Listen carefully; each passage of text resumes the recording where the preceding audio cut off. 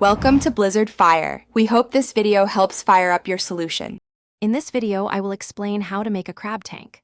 First, select a tank size that suits your crab species, ensuring ample space for growth and activity. Next, add a substrate of sand or coconut fiber, making sure it's at least 6 inches deep for burrowing. Don't forget to include 2 shallow dishes, one with fresh water and another with dechlorinated salt water for drinking and molting. This foundational setup is crucial for your crab's well-being. Now, let's create the perfect environment. Maintain a consistent temperature for your tank, ideally between 75 and 85 degrees Fahrenheit, using a reliable heat source. High humidity is also vital, so aim for levels between 70% and 80% to prevent respiratory issues.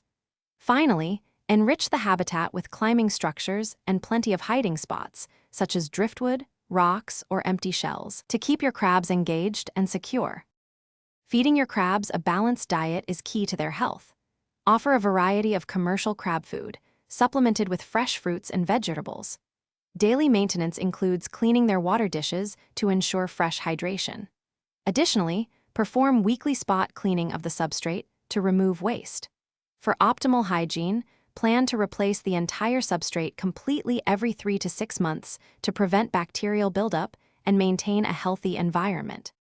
For advanced care, closely monitor your crab's behavior for any signs of stress or illness, as early detection is crucial.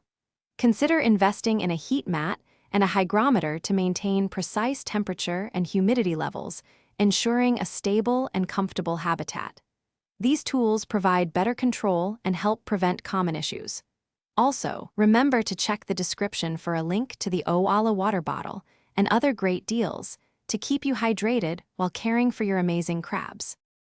Thanks for watching. If you found this helpful, don't forget to like and subscribe.